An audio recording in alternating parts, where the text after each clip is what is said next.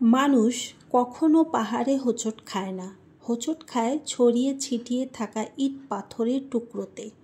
পাহাড়ের মতো বিশাল কিছুর সামনে আমরা সতর্ক থাকি, প্রস্তুত থাকি, কিন্তু ইট পাথরগুলো আমাদের দৃষ্টি এড়িয়ে যায়, যে কারণে প্রায় আমরা ইট পাথরের পা হড়কে পড়ে যাই। জীবনের মতোই সম্পর্কর পথও এরকম।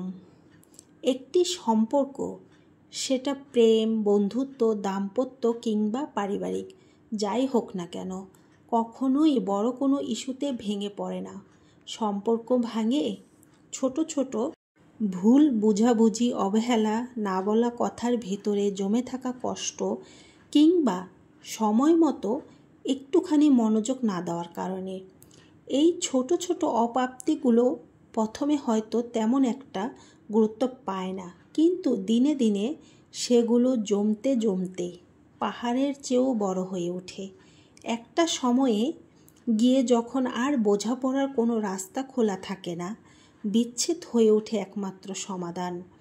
আমরা অনেক সময় ভাবি, এত ছোট একটা বিষয় ও এতটা রাগ করলো কেন, কিন্তু ওই ছোট বিষয়টাই হয়তো তার কাছে বড় ছিল। হয়তো সে প্রতিদিন একটু কথা বলে হালকা হতে চেয়েছিল, হয়তো একটুখানি বেশি সময় চেয়েছিল, হয়তো আপনার কোনো একটা বাক্য বা অভিব্যক্তি তার মনে অনেক গভীর ক্ষত তৈরি করেছে। একটি ক্ষতের জন্য সবসময় বড় অস্ত্র লাগে না। ক্ষত গভীর হয় তখনই যখন অনুভূতির জায়গায় আঘাত লাগে।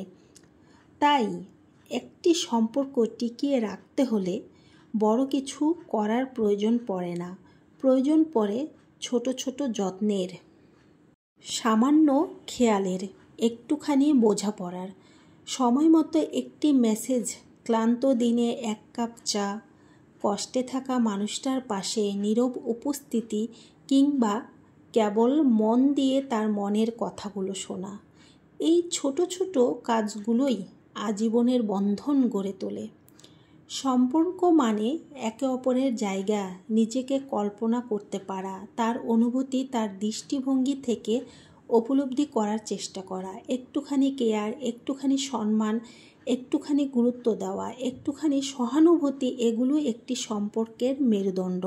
মনে রাখবেন, সম্পর্ক একটি সুন্দর বাগানের মতো।